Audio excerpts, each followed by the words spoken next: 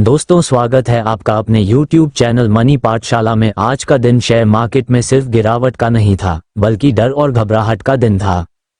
सुबह जैसे ही बाजार खुला, माहौल थोड़ा नेगेटिव था, लेकिन धीरे धीरे यह नेगेटिवता पैनिक सेलिंग में बदल गई। अगर आपने आज अपना पोर्टफोलियो देखा होगा, तो लाल रंग ने जरूर आपका दिल थोड़ा परेशान किया होगा। लेकिन इस वीडियो में हम आपको सिर्फ खबर नहीं, बल्कि समझ देने वाले हैं। सबसे पहले बात करते हैं ओपनिंग और ट्रेंड की। आज बाजार की शुरुआत ही गिरावट के साथ हुई। दिन भर बाजार में कोई मजबूत रिकवरी देखने को नहीं मिली। इसका मतलब साफ है कि खरीदार कमजोर हैं और बेचने वाले हावी हैं। सेंसेक्स करीब 72,000 के आसपास प्रेशर में रहा और निफ्टी 22,500 के आसपास संघर्ष करता दिखा। सीधी भाषा में समझें, अभी बाजार ऊपर जाने पर बेचो वाले ट्रेंड में चल रहा है।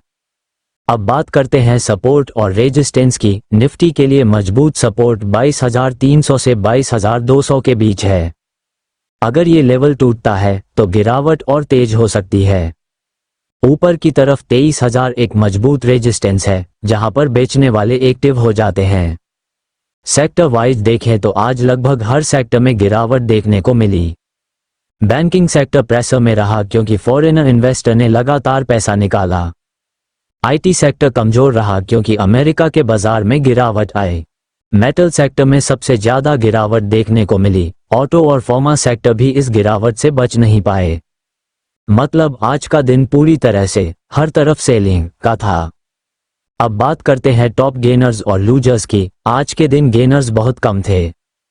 कुछ डिफेंसिव स्टॉक्स ने थोड़ा बेहतर प्रदर्शन किया, लेकिन ज्यादातर बड़े स्टॉक्स में गिरावट आई। बैंकिंग और मेटल सेक्टर के स्टॉक्स सबसे ज्यादा टूटे, और जब बड़े स्टॉक्स गिरते हैं तो पूरा बाजार नीचे आ जाता है। अब सबसे बड़ा सवाल, बाजार गिरा क्यों? दुनिया में चल रही तनावपूर्ण स्थिति इसका सबसे बड़ा कारण है। अमेरिका और ईरान के बीच बढ़ते तनाव की वजह से क्रूड ऑयल की कीमतें $110 के ऊपर चली गई हैं। भारत जैसे देश के लिए यह बहुत बड़ा खतरा है, क्योंकि हम तेल आयात करते हैं। साथ ही डॉलर मजबूत हो रहा है, रुपया कमजोर हो रहा है, और फॉरेनर इन्वेस्टर लगातार पैसा निकाल रहे हैं। आज की खबरों ने भी बाजार को और कमजोर कर दिया। महंगा कच्चा तेल, कमजोर रुपया, ग्लोबल बाजारों में गिरावट और बढ़ता तनाव, इन सब ने मिलकर बाजार को नीचे धकेल दिया। अब बात करते हैं शॉर्ट टर्म ट्रेडिंग की। अगर आप ट्रेडर हैं तो अभी समझदारी से काम लेना जरूरी है। अभी ट्रेंड नीचे की तरफ है, इसलिए रणनीति होनी चाहिए, ऊपर आने पर बेचो। अगर निफ्टी 23,000 के पास जाता है तो वहां से बेचने का मौका मिल सकता है।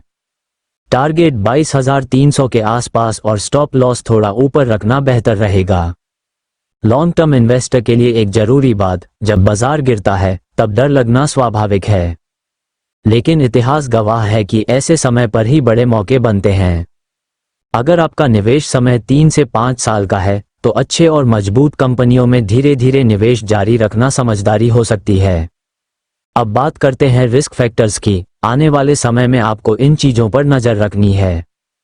क्रूड ऑयल की कीमतें, डॉलर की मजबूती, रुपये की स्थिति और फॉरेनर इन्वेस्टर की गतिविधि। अगर ये सब नेगेटिव रहे तो बाजार में और गिरावट आ सकती है।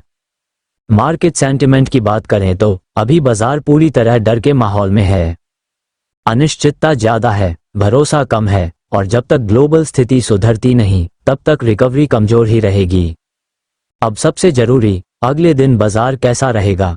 अगर ग्लोबल संकेत कमजोर रहे तो बाजार फिर से गिरावट के साथ खुल सकता है, लेकिन अगर कोई सकारात्मक खबर आती है तो थोड़ी तेजी भी देखने को मिल सकती है। मतलब साफ है, बाजार अभी बहुत अस्थिर है। दोस्तों, शेयर मार्केट हमें हर दिन कुछ सिखाता है, कभी मुनाफा देकर तो कभी नुकसान देकर। आज का दिन मुश्किल था, लेकिन ये भी एक सीख है। समझदार इन्वेस्टर वही है जो डर में फैसला नहीं लेता, बल्कि सही समय का इंतजार करता है। अगर आपको ऐसे ही आसान और सच्चे विश्लेषण चाहिए तो चैनल मनी पाठशाला को जरूर सब्सक्राइब करें।